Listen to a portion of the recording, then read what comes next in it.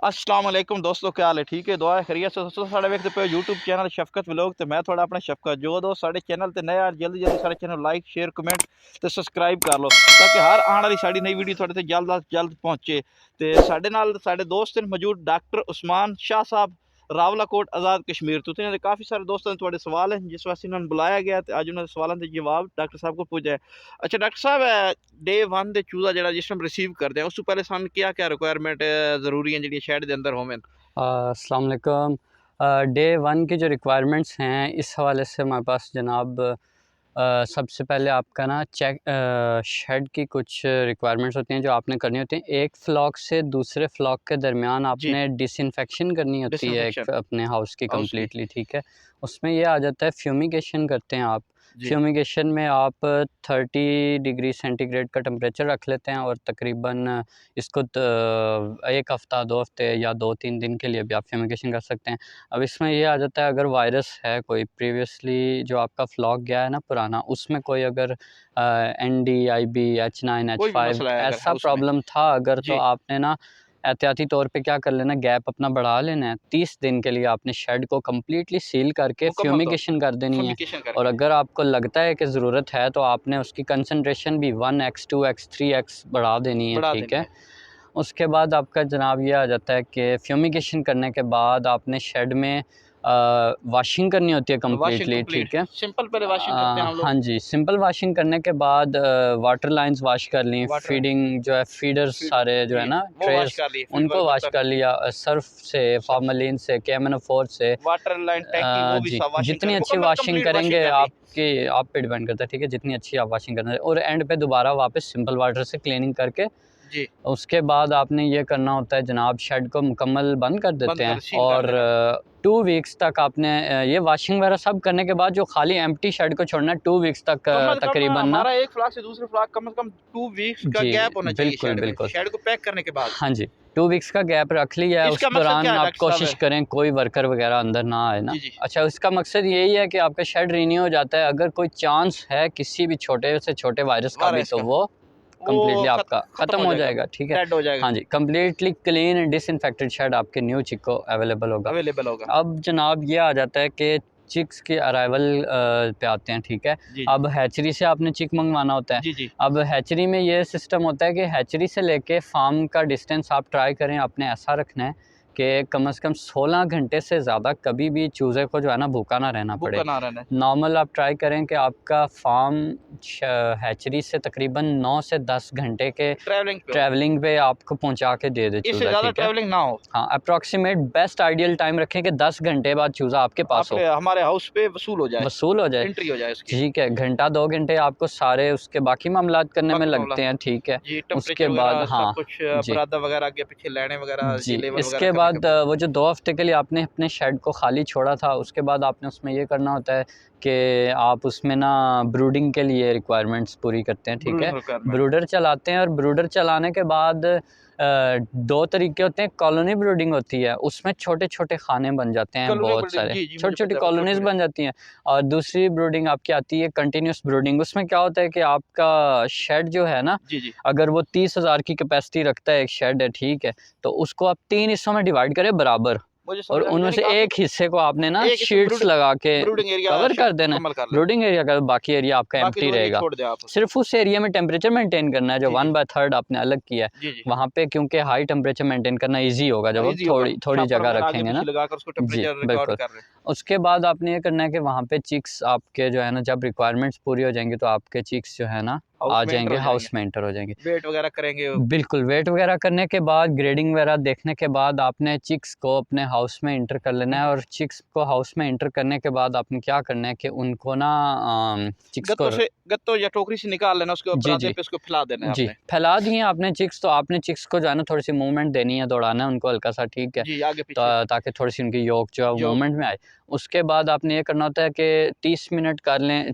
बाद में चूज़े की रिक्वायरमेंट भी देख के आपको आइडिया हो जाता है कि चूज़े को जी, जी, अभी जो है ना इंशाअल्लाह एकदम से पानी देना है या नहीं। एकदम पानी तो देना है या नहीं। नॉर्मली ये होता है कि 30 मिनट से लेके 2 घंटे का वक़्फ़ा आप रख लें। 2 घंटे का वक़्फ़ा रख के आपने पानी दे दिया, जी, ठीक है। पानी दे दिया। अब उस पानी में बहुत ही ज़्यादा इम्पोर्टेंट रिक्वायरमेंट है आपकी कि clean and fresh drinking water हो, बिल्कुल साफ साफ और पानी, ताज़ा पानी हो, पीने का पानी होना चाहिए। और उसमें एक क्वांटिटी होती है साल्ट्स की, नमकियात की, नमकियात की। लेस देन 1 पार्ट्स पर मिलियन। ठीक, मतलब है 10 लाख में से एक हिस्सा बनता एक है। ये हिस्सा बनता बहुत ही कम अमाउंट है, ये साल्ट्स की बहुत ही जी, जी। कम अमाउंट। और ये लेस देन 1 पार्ट्स पर मिलियन अमाउंट का आपको वाटर चाहिए, जो फर्स्ट ड्रिंकिंग फर्स्ट आपने देनी है। पहला पानी जो देना है पहला हमने। पानी जो चूज़े को देना है, बहुत ही ज़्यादा इंपॉर्टेंट बात है। उसके बाद आपने फिर 2 घंटे का वक्फा रख के चूज़े को फीडिंग देनी है। जी, जी। अब फीडिंग में ये चीज़ आ जाती है जी, वाटर देने के बाद आपने वाटर दे के जो 2 घंटे का वक्फा करना है, चूज़े को मुसलसल दौड़ाना है, आपने मुसलसल। चक्कर लगाते रहना है आपकी लेबर ने। जी, और जी। कंप्लीटली आपका चूज़ा रनिंग में रहेगा। रनिंग में। आपकी यॉक जौ अब्ज़ॉर्प्शन कब्ज़ा यानी आपको कि वो चाहिए। ढेरियाँ वगैरह ना लगे, जहाँ चूज़ा इकट्ठा होता है। वो काम नहीं होने देना आपने। जी, जी। बहुत ज़्यादा क्रूशियल टाइम होता है ये, बहुत ज़्यादा इंपॉर्टेंट टाइम होता है चूज़े का, जो फर्स्ट वीक होता है, फर्स्ट वीक। ठीक है। अब आपने पहले पानी पीने के बाद 2 घंटे उनको दौड़ा ही रखना है। जी, जी। और वो दौड़ाने के बाद आपने उनको फीड डालनी है। फीड फिर डालनी है। फीड जब आपने डाल देनी है तो आपने उनको ये 2 देखना है। घंटे बाद डॉक्टर साहब फीड क्यों डालनी है? इकट्ठी क्यों नहीं डाल सकते चूज़े को हम? इनकी 2 रीज़न्स हैं ना। एक रीज़न तो ये आ जाती है कि अगर आप फीड इकट्ठी डाल देंगे तो सबसे पहली वजह ये है कि उनका जब पानी गुज़रता है ना इसोफेगस नाली से, ये नाली आपकी साफ़ हो जाती है साफ हो पानी से, पानी से। कंप्लीटली गीली हो जाती है, तो आपके फीड कभी भी चोकिंग का प्रॉब्लम नहीं आएगा, चोकिंग फीड का फँस यानी जाना। फीस का अड़कना नहीं आएगा, यानी फँस यानी फीड चोक। अटक जाएगी, फँस जाएगी, जी, जी। ये प्रॉब्लम नहीं आएगा अगर आपने पानी पिला दी है पानी पहले। पिला दिया। दूसरी रीज़न ये है कि पानी में डिस्टेंस इसलिए रखते हैं कि आपको चूज़े को दौड़ा के उसकी यॉक अब्ज़ॉर्प्शन कराने के जी, बाद जी। आप उसको फीडिंग डालें। बाद में 16 फीड आवर्स का टाइम पूरा हो जाए जी, आपका। 16 16 आवर्स से पहले आप फीडिंग कराएँगे चूज़े को, चूज़े में यॉक परसिस्ट कर जाएगी। अगर यॉक अब्ज़ॉर्प्शन नहीं हुई, चूज़े में यॉक रह गई है, तो आपको जी। पता है कि बहुत ज़्यादा मुश्किल सबसे मसाइल ज़्यादा होता है। मोर्टेलिटी और डेयरली और एंड फ्लॉक तक सबसे ज़्यादा मोर्टेलिटी उसकी मोर्टेलिटी आती है, देखते योग की रहेंगे वज़ह आप से आती है। फ्लॉक में पूरे में। जी, जी। अच्छा, अब ये हो जाता है जब फीडिंग आपने करा ली है, उसके बाद आप सेकंड जब उनको वाटरिंग करते हैं, वाटरिंग उसके बाद दौड़ा के दौड़ा जो वगैरह फीड सिंपल वगैरह रूटीन डाल दी। होती है, जी। उसके बाद आप सेकंड वाटरिंग में ट्राई करते हैं कि आप एक एंटीबायोटिक लगा दें। उस पानी में ना एंटीबायोटिक चला दें। मोस्ट प्रोबेबली लोग चलाते हैं एंड्रोकोल एनरोफ्लॉक्सेसिन या एनोफ्लॉक्सिसिन एनरोकोलिसिन एनरोकोलिस्टिन। तो ये जो है ना, ये आप चला देंगे वाटर में, वो एंटीबायोटिक 3 डेज़ तकरीबन आप चला के 3 रखें। से 5 डे तकरीबन 3 टू नॉर्मल 5 कोर्स डे करते कोर्स हैं। होता है ना, 3 से कुछ कम। अच्छा, एक बहुत इंपॉर्टेंट बात मैं बताना चाहूँगा कि कभी भी आपने किसी भी एंटीबायोटिक को, चाहे वो पोल्ट्री की बात हो रही है या डेयरी की बात हो डेयरी की रही है, बात इंसानों में भी आप ये चीज़ अप्लाई करते हैं कि कभी भी कोई एंटीबायोटिक 3 दिन से कम नहीं यूज़ करनी। 3 दिन से कम बैक्टीरिया नहीं यूज़ रेजिस्टेंस सबसे ज़्यादा आती है जब आप एंटीबायोटिक का कोर्स हाफ कराते हैं। हाफ कराते हैं, यानी एनिमल 3 ठीक दिन हो जाता है ना, जी, जी। तो हम कहते हैं बस ठीक है, दवाई ठीक है। छोड़ दो। लेकिन अगर नेक्स्ट वीक एक वीक ये की दवाई बात बचा लें। बहुत ही मेडिकल पॉइंट ऑफ व्यू से बहुत ही ज़्यादा इंपॉर्टेंट है, और इस टाइम दुनिया में सबसे बड़ा प्रॉब्लम ये चल रहा है। एंटीबायोटिक का गलत इस्तेमाल जो है ना, बैक्टीरिया रेजिस्टेंट हो रहे हैं, और आपको आने वाले वक्त में ये नहीं पता चलेगा कि हमने दवाई कौन सी यूज़ करनी है। आपकी जो रिपोर्ट आएगी ना, जी, उस जी। पे हर चीज़ पे आर लिखा हुआ आ जाएगा। रजिस्टर यानी हर हर चीज़ चीज़ रजिस्टर आ जाए। रेजिस्टेंट आ जाएगा, बैक्टीरिया हर चीज़ से। हैवी आपने हो जाए। अब 3 दिन या 3 दिन से ज़्यादा, हमेशा 5 दिन का कोर्स रखना है, आपने ट्राई करनी है, ठीक है? और कुछ ये लोग डॉक्टर बहुत साहब इंपॉर्टेंट बात। आपकी बात रोक रहा हूँ, कुछ लोग 8 घंटे का कोर्स करवाते हैं, कुछ 16 का, कुछ 12 का, कुछ 24 का। हुँ। लेकिन मेरा जो आइडिया है ना ज़ाती तौर पे है, मेरा अपना ज़ाती तौर आइडिया जी, है, जी। अगर मौसम में गर्मा हो तो हुँ। उसमें आप 16 घंटे एंटीबायोटिक का कोर्स करवाएँ। जी, जी। अगर मौसम में सरमा हो तो आप 24 घंटे का करवाएँ। लेकिन 16 और 24 घंटे में कोर्स ही करवाएँ, इससे कम ना करवाएँ। 8 घंटे या 12 घंटे का ना करें, क्योंकि गर्मियों में इसलिए 16 घंटे करवा लें ताकि उसमें पानी की जो है ना कैपेसिटी वो बढ़ जाती है, जी, जी, जी। गर्मी की वजह से। तो वो 12 घंटे 24 घंटे वाली दवाई जो है ना, वो 16 घंटों में पानी पी जाता है। जी, जी, तो बिल्कुल। इसलिए उसको 8 घंटे कम करते हैं, और वो इसलिए मेडिसिन कम लगाते हैं गर्मियों में। अगर 24 घंटे ज़्यादा करेंगे तो उसका लीवर पे बर्डन आएगा, उसका लीवर यस। खुश्क हो वो सुर्ख हो जाएगा, डिटॉक्सिफिकेशन डिहाइड्रेशन करनी हो होती जाएगा, है ना, इस वजह से। लिवर डिटॉक्सिफाई करता है, वहाँ से मेटाबॉलिज्म होके आगे जाती है चीज़। जी, तो अगर एक्स्ट्रा बर्डन पड़ जाएगा ना ये फीड का या या भी मेडिसिन मेडिसिन का, इन जी, 2 जी। चीज़ों के मेटाबॉलिज्म से लिवर की इनलार्जमेंट, बड़ा लिवर हो जाता है, ठीक जी, है? जी। लिवर वो में लीवर के मसले पैदा इन्फ्लेमेशन हो गए, आएगी, बहुत लिवर ज़्यादा के मसले पैदा हो मसाइल जाते आएँगे हैं। जी, जी। आपको डिटॉक्सिफिकेशन के। अच्छा, उसके बाद हम ये जो चिक को हमने फीड दे दी फीड और सेकंड एंटीबायोटिक एंटीबायोटिक दे चला दें। दी जी, उसको। जी। उसके बाद हम चिक को आपने ये देखना है कि उसके बाद लेबर पे एक ड्यूटी लगानी होती है आपने, कि पहले 7 डेज़ तक आपने चिक को बिल्कुल भी बैठने नहीं नहीं देना देना, और अपनी आँखों से ओझल नहीं नहीं होने होने देना। देना। वो यानी कहते हैं ना, इकट्ठा ढेरियाँ वगैरह नहीं लगने आउट देनी। Of sight out of mind. अगर आप चिक्स को अपनी नज़रों से ओझल करते हैं ना, तो आपको प्रॉब्लम्स आ सकती हैं, बहुत ज़्यादा मसाइल आपको फेस करने पड़ेंगे। आपने कंटिन्यूसली लेबर रखनी है, day shift and night shift को आप 12-12 घंटे से चेंज कर लें, और बिल्कुल कम्प्लीटली आपने चिक को टाइम देना है पहले 7 दिन। बहुत ही इंपॉर्टेंट टाइम है ये चूज़े के लिए, ठीक है। और इसमें FCR भी बेस्ट होनी चाहिए, आपकी मोर्टेलिटी कम होनी चाहिए, तो यही फार्मर की सक्सेस है सारी। अक्सर ना पहले हफ्ते ना मोर्टेलिटी बहुत ज़्यादा लोगों को कंप्लेन होती है फार्म की, मोर्टेलिटी क्यों ज़्यादा पहले हफ्ते होती है अक्सर फार्म पे? पहले वीक की जो मोर्टेलिटी है ना, अक्सर फार्म्स पे बहुत ज़्यादा मोर्टेलिटी देखी गई है। इनमें रीज़न्स आती हैं, देखें, एक होती है कि मैनेजमेंटल प्रॉब्लम्स है सारी के, ठीक है, ये मैनेजमेंटल प्रॉब्लम्स है। इसमें आ जाती है जी अर्ली चिक मोर्टेलिटी आती है, एक ये वेंट पेस्टिंग होती है इसमें, ठीक है।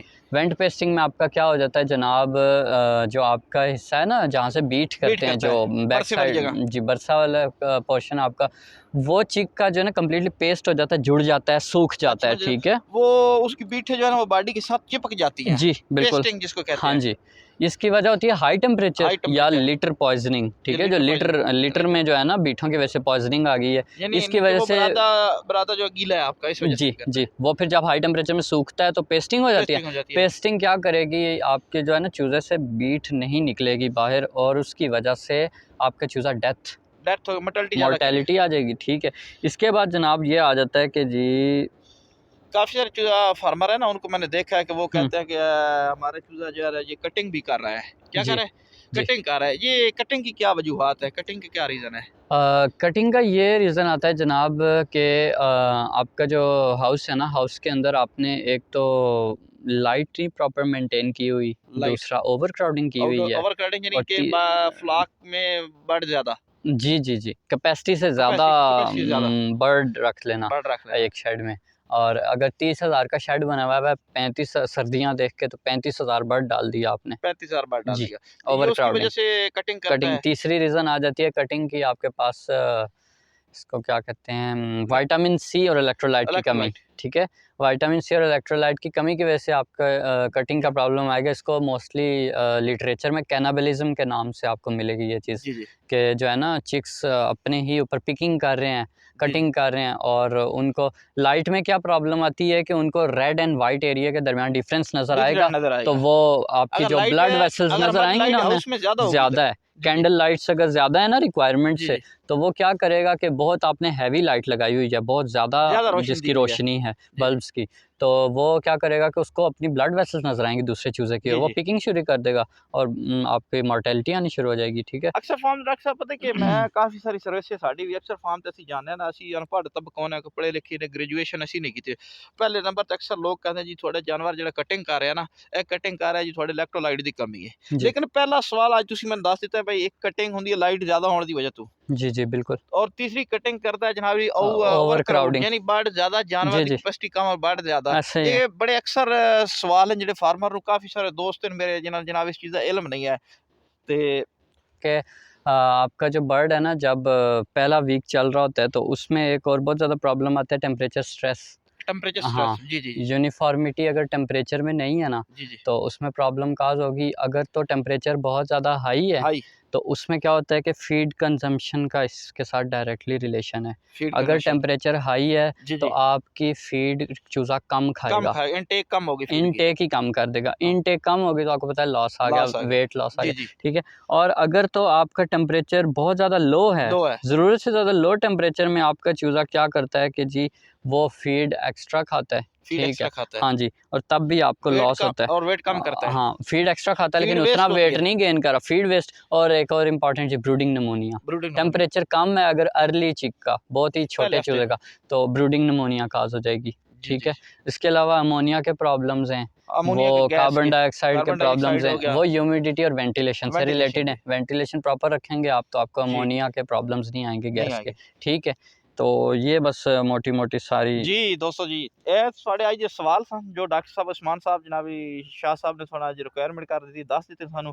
अगर और मजीद थोड़ा कोई भी सवाल हो किसी किस्म का पोल्ट्री के मुतलिक, चाहे थोड़ी गोल्डन मिसरी है, फार्मर है, लेयर है, ब्रीडर है, ब्रेलर है, घरेलू मुर्गियां, कोई भी अगर थोड़ा सवाल है तुम कमेंट कर सकते हो। तो मिलते हैं जनाब तब तक किसी और नेक्स्ट टॉपिक नाल, तब तक जनाबी अल्लाह हाफिज़। डॉक्टर साहब मैंने जो इजाज़त।